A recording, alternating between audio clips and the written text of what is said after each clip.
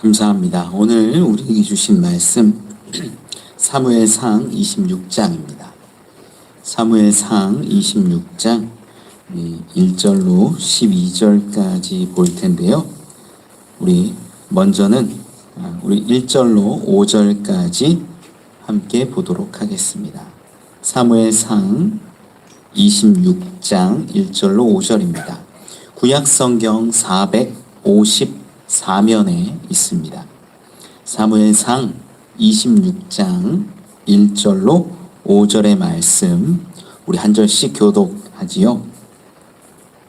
10사람이 기브아에 와서 사울에게 말하여 이르되 다윗이 광야 앞 하길라 산에 숨지 아니하였나이까 하매 사울이 일어나 십광야에서 다윗을 찾으려고 이스라엘에서 택한 사람 3,000명과 함께 십광야로 내려가서 사울이 광야 앞 하길라 산 길가에 진친이라. 다윗이 광야에 있더니 사울이 자기를 따라 광야로 들어옴을 알고 이에 다윗이 정탐꾼을 보내어 사울이 과연 이른 줄 알고 함께 있지요. 다윗이 일어나 사울이 진친 곳에 이르러 사울과 넬의 아들 군사령관 아브넬이 머무는 곳을 본즉 사울이 진영 가운데에 누웠고 백성은 그를 둘러 진쳤더라. 아멘. 아멘. 감사합니다. 우리 옆에 있는 분들하고 인사 한번 하시죠. 잘 오셨습니다. 네. 사무엘상 이제 거의 끝나갑니다. 네. 끝까지 열심히 달려갔으면 좋겠어요. 우리가 지난 시간에 사무엘상 25장을 봤는데 25장 한 3번에 걸쳐서 봤어요. 어떤 이야기가 있었냐면 25장 처음에는 이 사무엘의 죽음과 함께 이 바란 광야로 내려갔던 다윗, 그리고 제가 그 장면을 좀 영적인 방황기라고 말씀을 드렸습니다. 늘 하나님께 묻고 사람들을 이렇게 분노하거나 죽이는 일들 잘 하지 않았던 다윗이 그곳 가운데에서 나발이라는 사람이 악하게 대했을 때에 분노하고 죽이려고 했었지요. 그런데 지혜로운 한 여인 그 아비가일을 통하여서 그의 분노를 좀 조절하고 화를 이렇게 낮춰낼 수 있었습니다. 결국 하나님이 나발을 치시고 나발은 죽게 되었고 아비가일은 이 다윗의 아내가 되었다라는 이야기가 25장의 줄거리이지요. 오늘 본문으로 딱 넘어와서 여러분들 읽어보셨겠지만 오늘 이야기는요 24장에 있었던 다윗이 사울을 살려주는 그 이야기랑 참 비슷하게 전개가 돼요. 지역도 같고요. 또 이 사울이 다윗을 죽이려고 찾아온 것도 동일하고 다윗이 사울을 죽일 수 있었음에도 불구하고 놓아준 것도 그대로입니다. 여러분 구조는 비슷해요. 그래서 우리가 이 부분을 읽으면서 이렇게 되는구나 비슷하게 볼 수 있는데 중간에 이 아비가일과의 이야기 요게 좀 핵심이 됩니다. 이것을 가지고 24장과 26장이 어떻게 흘러가고 차이는 무엇이 있는지 우리는 좀 살펴볼 수 있다라는 거죠. 우리 말씀을 통해서 한번 깊이 보기를 원합니다. 우리 1절, 2절 말씀 같이 한 번만 더 읽어볼까요? 시작! 10사람이 기브아에 와서 사울에게 말하여 이르되 다윗이 광야 앞 하길라 산에 숨지 아니하였나이까 하매 사울이 일어나 십광야에서 다윗을 찾으려고 이스라엘에서 택한 사람 3,000명과 함께 십광야로 내려가서 아멘. 본문 26장의 처음 시작이 누구로 시작하냐면 10사람으로부터 시작해요.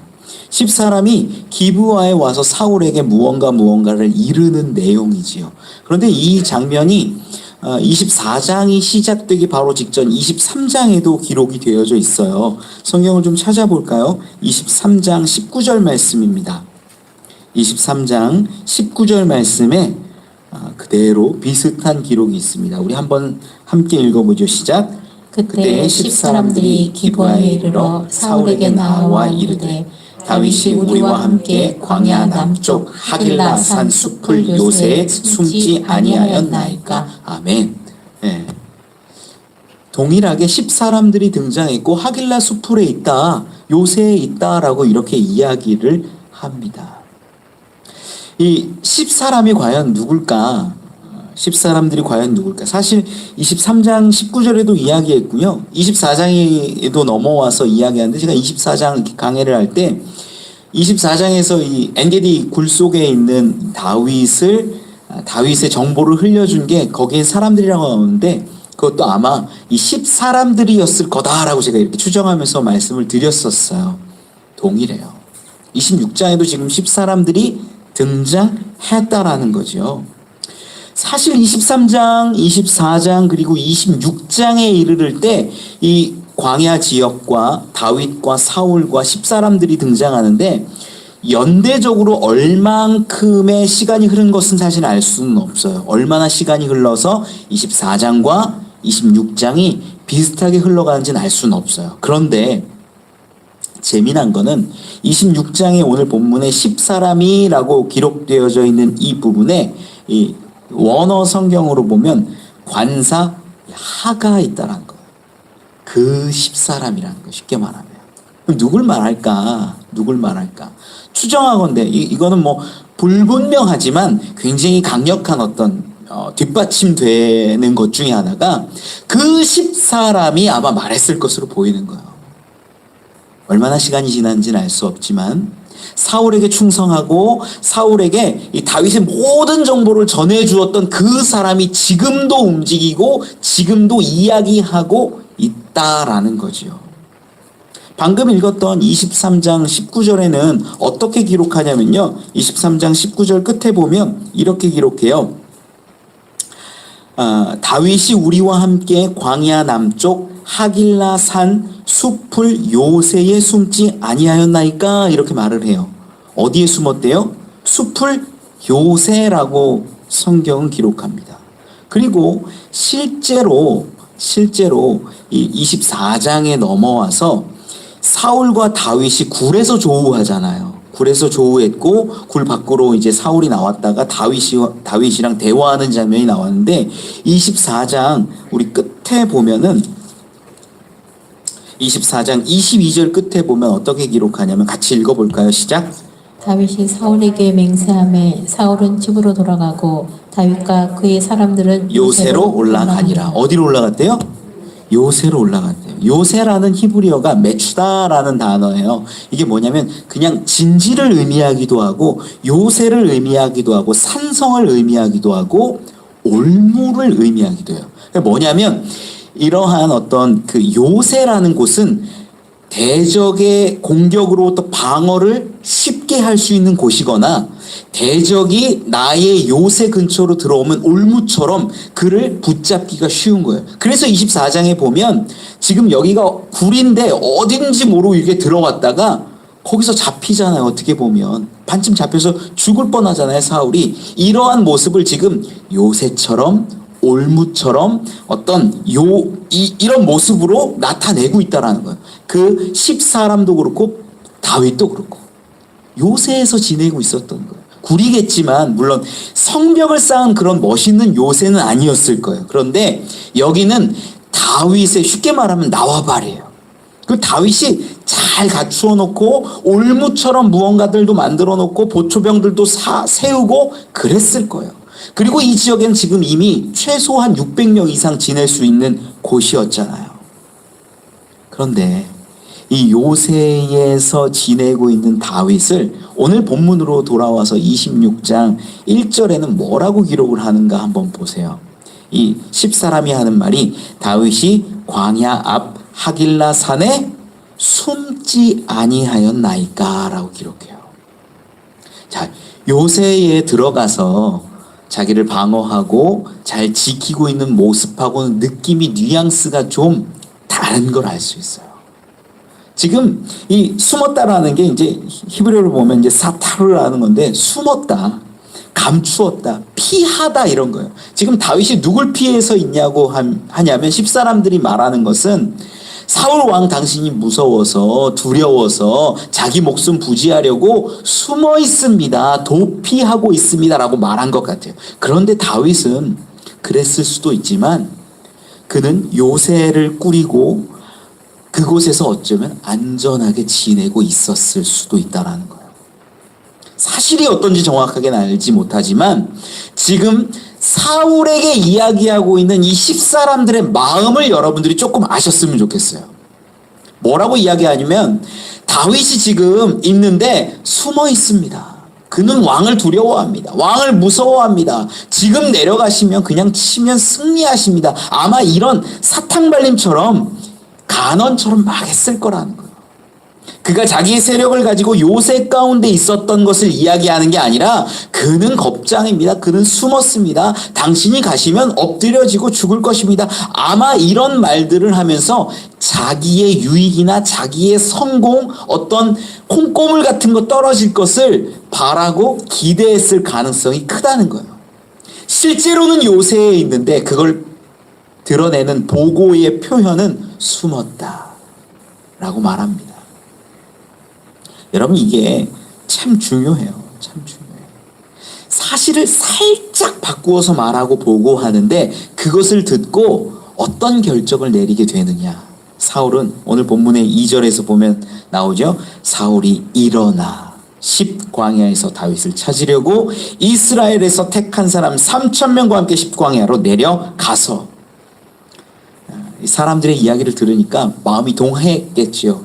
아직 사울은 어떤 정신적인 부분에서 온전치 못했을 수도 있습니다. 막 죽이고 미워하는 마음이 컸다가 혹은 또 내 아들아라고 막 이야기하면서 다윗을 용서하고 관계가 회복되는 것처럼도 이야기하고 그런데 다시 26장으로 넘어와서 보면 막 옆에서 이야기하는 것들을 듣고 다윗을 다시 죽이려고 일어나는 거예요.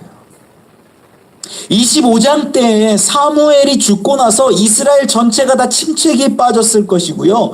사무엘이 살아있는 동안 이 이스라엘은 안전했다라고 성경은 기록하거든요. 그런데 그런 이야기들을 넘어가서 보면 이스라엘 가운데 크고 작은 싸움도 다툼도 많았을 겁니다. 그런데 이 상황에서 사울은 다윗을 죽이려고 지금 나아가고 있다라는 거예요.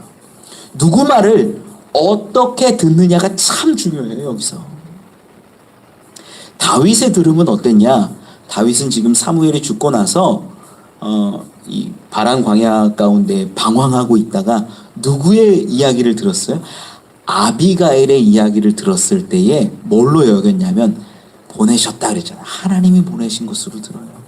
하나님의 음성으로 하나님의 사람으로 인정하고 들으니까 그의 마음이 분노가 내가 나발을 죽여야겠다라는 그 마음이 눈 녹듯이 사라지고 하나님의 음성 가운데 내가 순종할 수 있게 되는 거예요. 한 여인의 음성이지만 하나님의 음성으로 받았을 때 그는 순종합니다. 그런데 사울은 어땠어요? 우리 과거에도 알고 있지만 그는 아히멜렉 제사장과 그 제사장의 모든 사람들을 다 죽여버렸어요. 하나님의 음성을 들을 수 있는 기회를 차단해버렸다라는 거예요. 사울이라는 사람이. 그러고 나니까 주변에 남는 사람들은 어떤 사람이냐면 자기의 유익을 위해서 사울을 이용하려는 이 10사람들 같은 자들만 남는 거예요. 여러분, 사람의 말보다 우리가 들어야 할 것은 하나님의 음성입니다. 우리 너무나 중요하게 지금 다윗과 사울을 통해서 분명하게 극명하게 대비되는 것들을 볼 수 있는 거예요. 정말 그냥 무시할 수 있는 여인의 음성을 하나님의 음성으로 들었던 다윗은 범죄하지 않아요. 그가 왕위에 오를 때에 야 어떻게 살인자가 왕이 될 수 있냐 이런 수근수근함을 듣지 않을 수 있도록 이 아비가일의 지혜로운 말을 통하여서 범죄하지 않는 다윗이 되었고 사울은 하나님의 사람들을 다 죽여버리고 나니까 주변에 남는 사람들이 누구냐? 사울을 이용해서 자기의 유익을 얻고 자기의 어떤 성과를 얻고 부를 얻고 명예를 얻고 이러고 싶은 사람들만 사울 주변에 천지로 남아있다라는 거예요. 우리가 무엇을 붙잡고 살아야 하는지가 분명히 나와요. 저는 여러분들에게 분명히 말씀드려요. 사람이 아니라 말씀을 붙잡고 사시기 바랍니다. 이게 우리에게 너무나 중요한 거예요. 사람은요, 좋다가도 나빠지기도 하고 지혜로운 말인 것 같지만 사람의 지혜라는 거예요.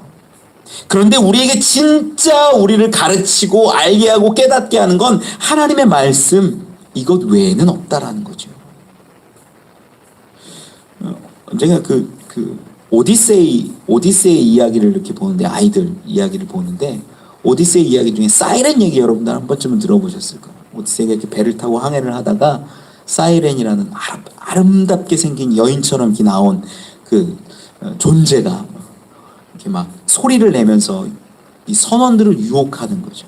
배를 타고 가다가 거기서 이게 암초 같은 데 걸려갖고 다 무너지는 겁니다. 거기서 오디세이가 하는 게 뭐냐면 이 선장을 묶어가지고 귀를 막게 하고 막 이러는 거예요. 너희들도 귀를 다 막아라. 무조건 너만 저어라. 그리고 자기를 붙잡아 놓고 꽁꽁 묶어놓은 다음에 무슨 일이 있어도 나를 풀르지 마라. 내가 뭐 욕을 하고 풀러라 아무리 이야기해도 나 풀르지 마라. 이게 뭐냐면요, 세상의 유혹, 세상의 이야기들을 듣지 않겠다라는 거예요. 여러분, 고대의 이야기들도 이런 것들엔 많아요. 오늘 본문 가운데서도 우리가 분명히 알아야 되는 게 1절, 2절 가운데서 사울이 흔들렸던 이유가 뭐냐라는 거예요. 하나님의 말씀을 전해줄 수 있는 제사장들은 다 죽였고, 그리고 주변에 남아있는 간언하는 사람들만 막 있었다라는 거예요.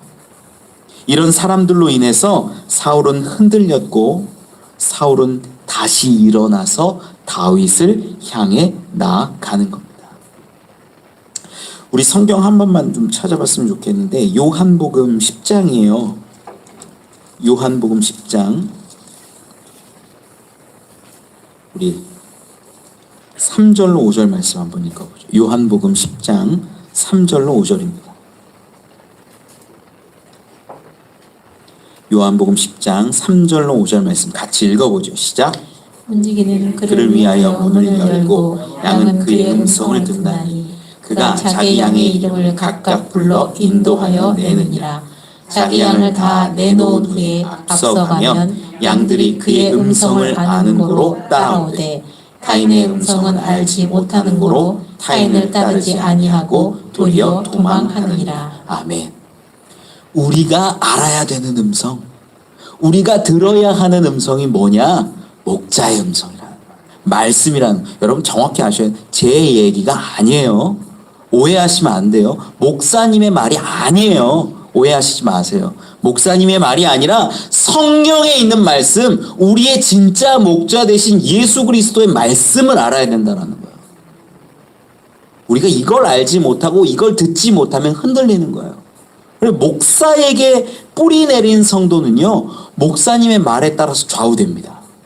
교회에 뿌리 내린 성도들은요, 교회로 인해서 공동체 만들어가지고 그 공동체에서 알력 다툼하고 목사랑 싸우기도 하고 막 이러면서 정치하다가 교회가 무너지는 거예요. 진짜 성도가 어디에 뿌리 내려야 되냐? 어느 음성을 들어야 되냐? 목자의 음성이에요. 예수 그리스도예요. 하나님의 말씀이에요. 이게 가장 중요해요. 저는 여러분들이 저도 아니고 교회도 아니고 공동체도 아니고 친한 사이도 아니고 오직 하나님의 말씀에 뿌리 내릴 수 있고 그 음성을 들을 수 있기를 원합니다. 그게 다윗과 같은 사람이었다라는 거예요. 사울이 아니라. 다시 오늘 본문으로 넘어와서 26장 우리 3절로 5절 말씀 같이 읽어보죠. 시작.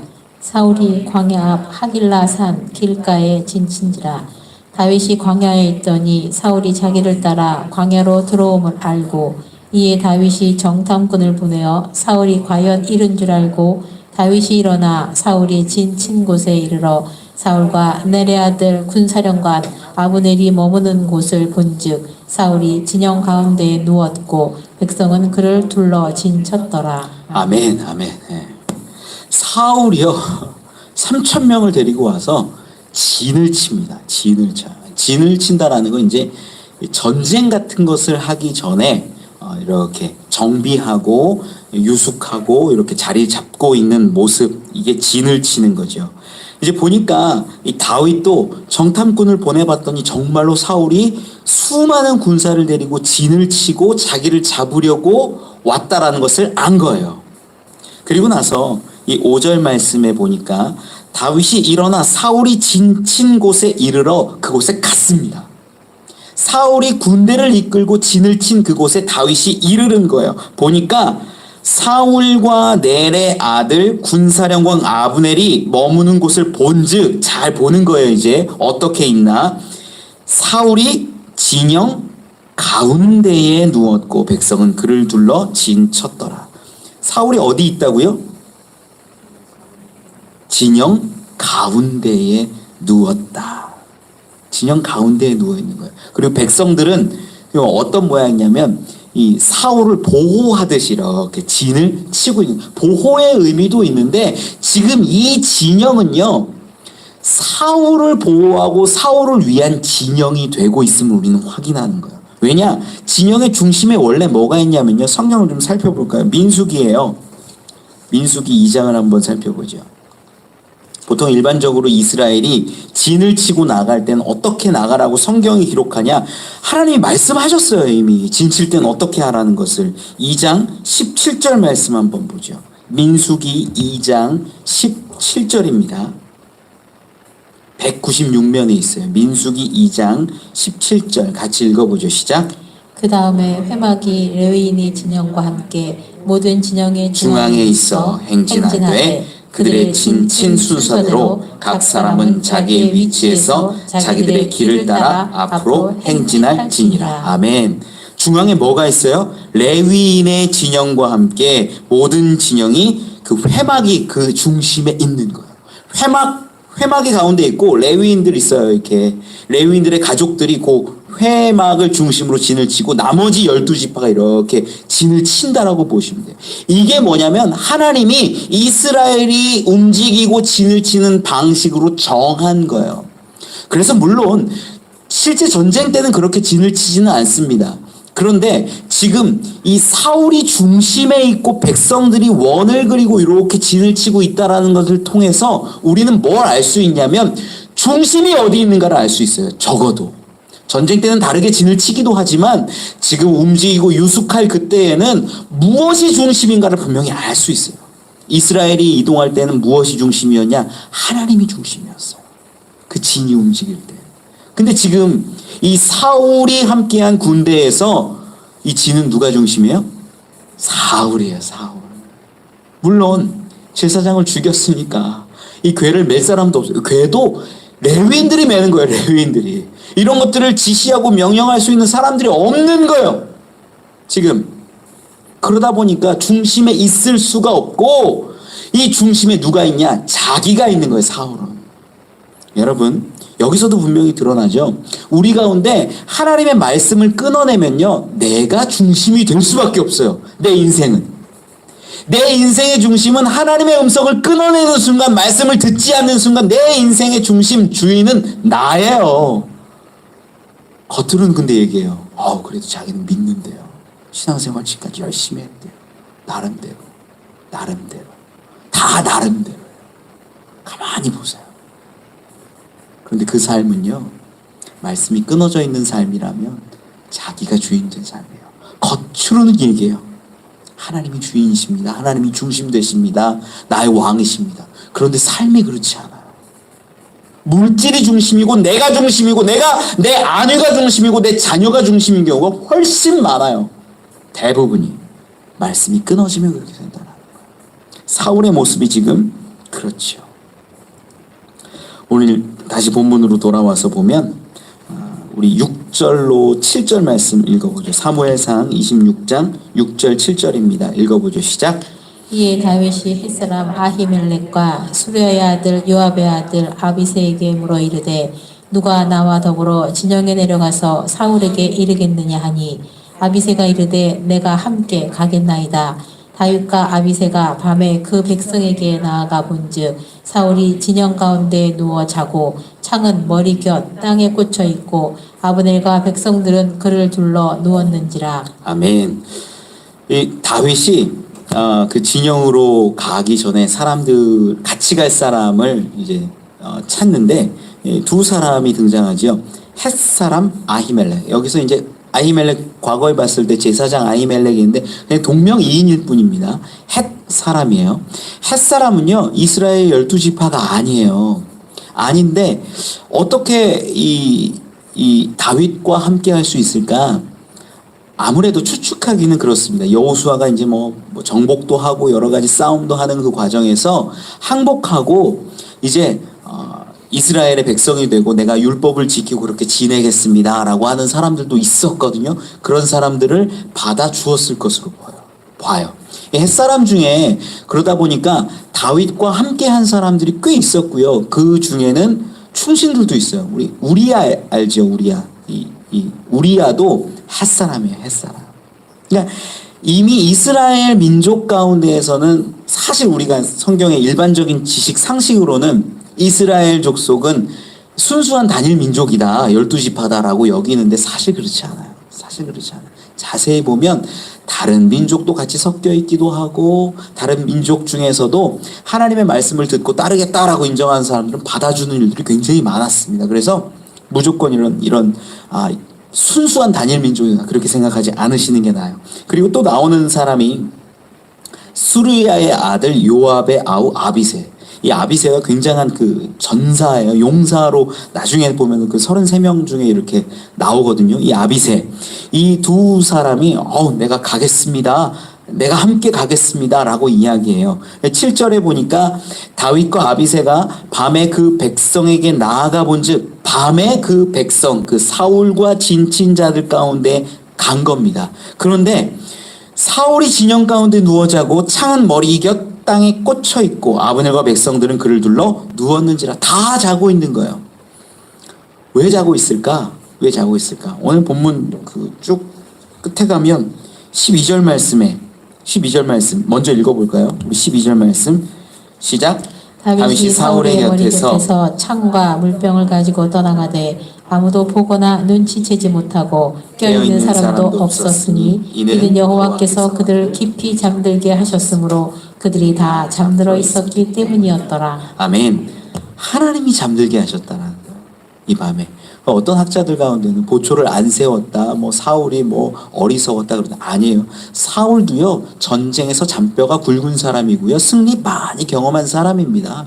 약탈도 많이 했던 사람이에요. 그런 사람이 보초를 안 세웠을 리는 없어요. 그런데 여기에 하나님의 적극적인 개입하심이 드러나는 거예요. 12절 끝에서도 확인했지만 여호와께서 그들을 깊이 잠들게 하셨으므로 그랬기 때문에 다윗이 아무 문제 없이 사울의 진영 가운데로 나아갈 수 있었던 거죠. 우리 장면 이제 이해가 가시죠? 6절, 7절 말씀 그리고 8절로 10절까지 우리 함께 보겠습니다. 오늘 본문 8절로 10절 시작. 아비새가 다윗에게 이르되 하나님이 오늘 당신의 원수를 당신의 손에 넘기셨나이다. 그러므로 청하오니 내가 창으로 그를 찔러서 단번에 땅에 꽂게 하소서. 내가 그를 2번 찌를 것이 없으리이다 하니 다윗이 아비새에게 이르되 죽이지 말라. 누구든지 손을 들어 여호와의 기름 부음 받은 자를 치면 죄가 없겠느냐 하고 다윗이 또 이르되 여호와께서 살아계심을 두고 맹세하노니 여호와께서 그를 치시리니 혹은 죽을 날이 이르거나 또는 전장에 나가서 망하리라. 내가 아멘. 손을 아멘. 여기까지 보죠. 보면 이 사울과 모든 사람들이 잠들어 있는 것을 보았고 성경 기자도 기록하기를 이 하나님이 적극적으로 개입하셔서 그 진영에 있었던 사울과 모든 보초와 사울을 지키는 모든 사람이 잠들어 있다라는 것이 확인돼요. 그런데 이 상황을 보고 아비새와 다윗이 해석이 달라요. 해석이 달라. 아비새는 어떻게 해석을 하냐면 하나님이 오늘 당신의 원수를 당신의 손에 넘기셨나이다 이렇게 말해요. 이 어떤 장면 떠올라요? 우리 24장 가운데서 보면 다윗에게 막 올라가서 죽이라고 하면서 하나님이 원수를 당신의 손에 넘기셨다 이러면서 막 다윗을 떠밀죠. 죽이러 올라가라고. 우리 다윗이 올라갔다가 어떻게 해요? 마음이 괴로워서 옷자락 베고 내려오면서도 마음이 찔려가지고 미안하고 어쩔 줄 몰라 했던 그 장면 여러분 기억하시잖아요. 그런데 오늘 본문에서 아비새가 그런 비슷한 해석을 하는 거예요. 하나님이 원수를 우리 손에 부지셨다. 그리고 이야기하는 게 8절 끝에 보면 내가 그를 2번 찌를 것이 없으리이다. 한 방에 보내겠다는 한 방에. 단 한 번이면 됩니다. 아비새가 어마어마한 용사였거든요. 그 얘기를 하는 거예요. 그런데 다윗의 반응은 어떠냐면 다윗의 반응은 전혀 다르죠. 하는 얘기가 죽이지 말라. 누구든지 손을 들어 여호와의 기름 부음 받은 자를 치면 죄가 없겠느냐? 죽이지 말래요. 죽이지 말래요. 그리고 가만히 보면 10절 말씀에는 더 나아가서 이런 얘기를 해요. 여호와께서 살아계심을 두고 맹세하노니 여호와께서 그를 치시리니 혹은 죽을 날이 이르거나 또는 전장에 나가서 망하리라. 마치 사울의 마지막 날을 예언하는 듯이 이야기하고 있다는 거예요. 그리고 나는 죽이지 않겠다라는 거죠. 여러분, 죽일 수 있는 아주 좋은 상황을 바라보면서 아비새는 어떻게 여겼냐면 지금이 때입니다. 하나님이 주신 기회입니다 라고 여겼어요. 그리고 24장에도 나오지만 대부분 그렇게 생각했고 다윗도 처음에는 그런 마음으로 올라갔을 수 있어요. 단검을 쥐고. 그런데 다윗의 마음이 24장 가운데서는 그 옷자락을 벤 다음에 마음에 찔려 했다라고 24장 우리 5절 말씀 한번 찾아볼까요? 24장 4절 5절 말씀 같이 읽어보죠. 시작.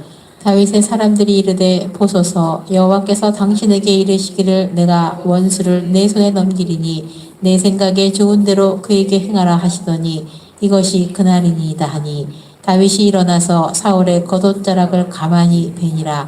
그리한 후에 사울의 옷자락 뱀으로 말미암아 다윗의 마음이 찔려. 아멘.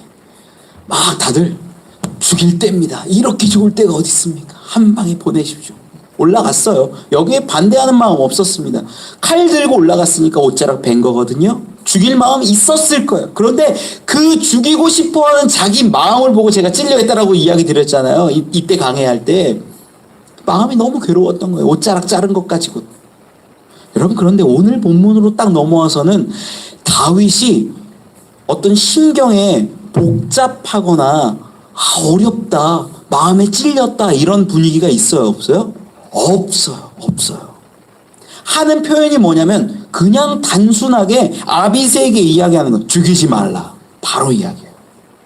마음에 찔려하는 기록이 없어요. 마음에 흔들림이 없어요. 다윗은 지금 사울을 죽이러 왔을까요? 아닐까요? 죽이러 온 게 아니라는 거예요. 죽이러 온 게 아니에요. 우리가 성경 말씀을 좀 보면서 오해할 수 있는 부분들이 있어요. 이 6절 말씀에 보면 이에 다윗이 헷 사람 아히멜렉과 수르야의 아들 요압의 아우 아비새에게 물어 이르되 누가 나와 더불어 진영에 내려가서 사울에게 이르겠느냐 이렇게 물어요. 성경 말씀 그대로 보면 사울에게 이르겠느냐, 이게 영어 성경도 그렇고 다 보면은 사울에게 가겠느냐 이렇게 보여요. 그런데 이게 이 히브리어 성경을 보니까 이르겠느냐 요 부분이 어떻게 쓰여져 있냐면 아말이라는 단어가 쓰여져 있어요. 말하다예요, 말하다. 사울에게 이르겠느냐가 말하겠느냐예요. 쉽게 말하면. 사울에게 도착해서 내 마음대로 뭐 칼질하고 어떻게 하고 하겠느냐 이런 의미가 아니라 원어적인 표현을 보면 누가 나와 함께 사울에게 가서 말하겠느냐라는 거예요. 지금 다윗은 죽이고자 하는 마음이 있었을까 없었을까요? 없었다라는 걸 알 수 있어요. 그러면 이러한 일이 왜 있을까? 이게 핵심이에요, 이게. 24장과 26장이 정말 비슷하게 흘러가는데 다른 것 하나가 여기 있어요. 24장에서는 다윗이요 죽이고 싶어하는 마음이 약간은 있었어요. 그리고 칼 들고 올라갔어요. 그런데 여호와의 기름 부음 받은 자를 바라보면서 죽이지 못하겠다라는 마음으로 그 옷자락을 베었고 마음이 찔렸어요. 그 부분 정확히 보잖아요. 그런데 오늘 본문에서는요 담대하게 죽이지 말래요. 사울에게 나아갈 때 말하기 위해서 갔대요. 왜 이렇게 바뀌었을까? 중간에 25장이 힌트를 하는 거예요.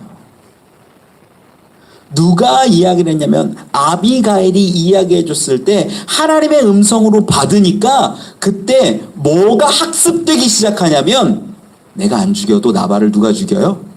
하나님이 죽이시더라는 거예요. 하나님이 칠 것 친다라는 거예요. 그게 분명하게 학습이 되는 거예요. 다윗에게는. 하나님이 이렇게 하시는구나. 그러니까 오늘 본문 가운데에서 10절에 보면요. 여러분 여기서 다윗이 이렇게까지 얘기할 게 없어요. 10절 말씀 같이 한 번만 읽어볼까요? 본문 26장 10절 시작. 다윗이 또 이르되 여호와께서 살아계심을 두고 맹세하노니 여호와께서 그를 치시리니 혹은 죽을 날이 이르거나 또는 전장에 나가서 망하리라. 아멘. 여러분 이 담대함이 좀 느껴지세요? 어떻게 이렇게 얘기할 수 있을까? 만약에 도망자이고 내가 지금 여기 와서 여기 있는 사람 중에 깨면요 그냥 나 죽는 거거든요. 그런데 너무나 담대하잖아요. 하나님이 그를 치실 것이다. 여호와가 그를 치시리니 그는 혹은 죽을 날이 이르거나 또는 전장에 나가서 망하리라. 그의 죽음을요 마치 선포하고 예언하는 것 같아요. 어떻게 이런 일이 있었을까? 왜 이렇게 말할 수 있었을까? 하나님이 지금 다윗을 세우실 것을 다윗도 이제 아는 거예요. 그리고 이 아비가일과 나발의 사건을 통해서 정말로 하나님이 다윗에게 대적자가 있다라면 하나님이 치시는 것을 경험한 거예요. 그러면 이제 왕위에 이를 때까지 내가 굳이 복수하고 내가 싸울 필요가 있을까요, 없을까요? 없는 거예요, 없는 거. 이걸 가지고 있었어요, 다윗은. 그러니까 죽이지 말라, 싸우지 말라, 다투지 말라. 그렇지 않아도 하나님이 치실 것인데 그러면 그가 죽는 날이 임하든지 전장에서 죽든지 어떻게 될 테니까 신경 쓰지 말라는 거예요. 나는 여기 지금 말하려고 왔는데 사울을 보러 왔는데 상황이 아니니까 그냥 이제 창과 물병만 가져가자. 그 얘기 이제 11절 12절에서 하는 겁니다. 여러분 우리가요 다윗처럼 하나님을 의지하고 내 분노와 내 화와 내 생각과 감정들을 절제할 수 있으면 하나님이 우리를 통해서 놀라운 일들을 하실 겁니다. 대부분 뭘 못하냐면 하나님을 믿는다고 하면서 그 믿음에 합당한 절제를 못하는 거예요. 참아내질 못하는 거예요. 그러니까 분노하고 화내고 그래서 하나님의 계획이 있는데 내가 막 설레발치다가 문제 일어나고 더 커지고 잘못되는 일들 얼마나 많습니까? 저도 쉽지 않아요. 근데 여러분 그걸 해야 된다라는 거예요. 다윗이 그걸 하고 있다라는 거예요.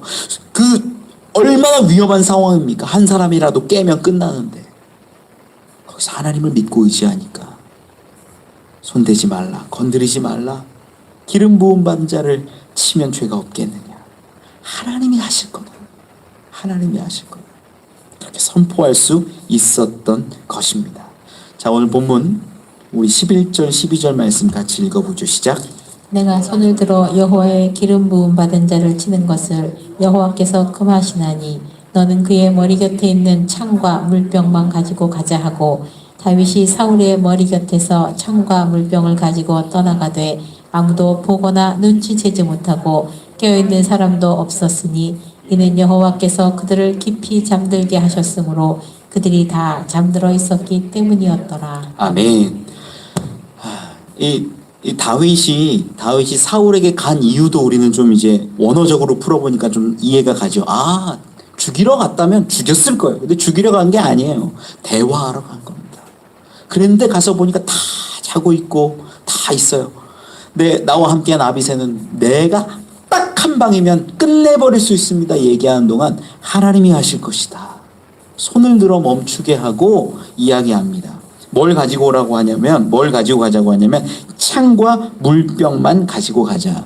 이 창이요, 이 당시에는 왕의 어떤 권위를 상징하는 것이기도 했습니다. 창을 갖고 있다라는 것.